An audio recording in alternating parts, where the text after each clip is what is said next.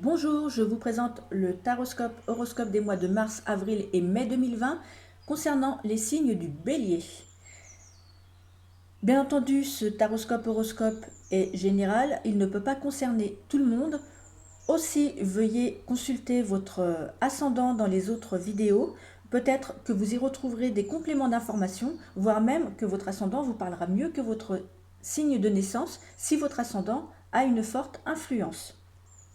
À la fin de cette vidéo, je vous invite à cliquer sur j'aime si vous avez aimé mon travail, à vous abonner si ce n'est pas encore fait et à cliquer sur la petite cloche sous la vidéo afin de recevoir des notifications lorsque de prochaines vidéos seront mises en ligne.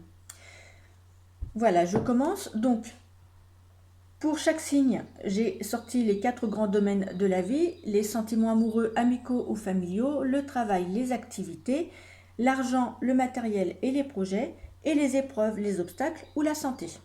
Je commence donc par les sentiments amoureux, amicaux ou familiaux, et j'ai sorti pour vous, amis Bélier, l'arcane du pape et le 7 de coupe. Alors avec le pape symbolise la protection divine, l'aide et le soutien en toutes circonstances. C'est une lame qui symbolise une bonne entente dans le couple, des relations sereines et des perspectives de fiançailles et de mariage. Il légalise également les unions. Dans le cas d'un désaccord dans la relation ou d'une période houleuse, il assure et favorise les réconciliations. Si toutefois vous étiez soumis aux tentations, attention, l'herbe paraît toujours plus verte ailleurs. Mais l'attention devrait être portée à la résolution des problèmes du couple plutôt qu'au papillonnage. Le pape pourrait alors vous donner une sentence, car le pape n'aime pas quand on sort des choses justes et rigoureuses de la vie, des domaines de la vie. Le pape peut aussi indiquer une cérémonie religieuse ou une fête traditionnelle, une fête rituelle. Ça peut être lié à un pax, un mariage, un baptême ou une communion. Donc ne soyez pas étonnés si dans les 3 prochains mois, vous êtes invités à une fête traditionnelle ou rituelle. Avec le 7 de coupe, si vous êtes en recherche de l'amour, il indique que vous avez l'embarras du choix. Attention, tout le monde n'est pas forcément sur la même longueur d'onde. Vous devez vous montrer clair dans vos intentions et choisir avec prudence celui ou celle avec qui vous allez entamer une relation. Le 7 de coupe peut aussi indiquer que vous recherchez l'être parfait qui remplirait tous vos critères, tous vos désirs. Mais malheureusement, cet être parfait n'existe pas. Le 7 de coupe indique alors qu'il vaut mieux laisser sa chance à la rencontre plutôt que d'exclure d'entrée de jeu une personne sur un critère pas si essentiel que ça pour une belle entente. Concernant le travail et les activités, j'ai sorti pour vous la tempérance et le roi de bâton. Avec la tempérance, l'évolution professionnelle est lente mais régulière et sûre. Elle annonce une période de régénération dans votre vie professionnelle et elle augure soit de nouvelles opportunités, soit un retour vers un ancien travail où vous pourrez innover. Avec le roi de bâton, c'est également un présage positif. Vous pouvez découvrir des compétences que vous ne vous connaissiez pas, ce qui pourrait vous conduire à un travail mieux rémunéré.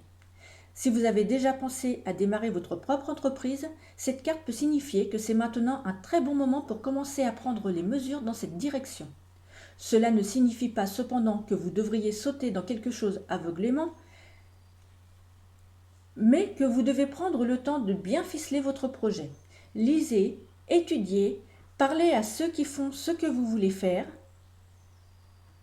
pour vous imprégner de leurs compétences, de leur savoir-faire et de leurs conseils. N'hésitez pas cependant à rêver, car l'audace a du pouvoir et mène souvent à de grandes réussites. En ce qui concerne l'argent, le matériel et les projets, j'ai sorti pour vous la Maison Dieu et le roi de denier. Alors la Maison Dieu indique des bouleversements qui sont prévisibles au niveau matériel. La situation peut être déroutante ou lourde à gérer. L'arcane 16 peut, dans certains cas, laisser présager des problèmes financiers, une perte d'emploi et donc une perte de revenus ou de grosses dépenses imprévues. La prudence est donc de mise. Dans le domaine de l'argent et des finances, la Maison Dieu appelle à la plus grande prudence, voire à la frugalité. En prévision de l'agitation à venir, il est plus prudent de jouer à la fourmi plutôt que à la cigale. Le roi de denier. Ce roi représente une constante conscience des efforts à maintenir pour atteindre son but et cultiver la patience. Il vous conseille de gérer votre budget avec sérieux et avec rigueur. Il incarne aussi un homme d'argent, mûr, ou qui est doué pour les questions matérielles et qui peut être de bons conseils dans ces domaines. Il peut ainsi représenter un homme vers qui vous devriez vous tourner comme votre banquier, votre conseiller patrimonial, un expert immobilier ou quelqu'un de votre entourage qui saura vous conseiller utilement. En tout cas, il représente quelqu'un qui saura vous secourir en cas de difficultés financières.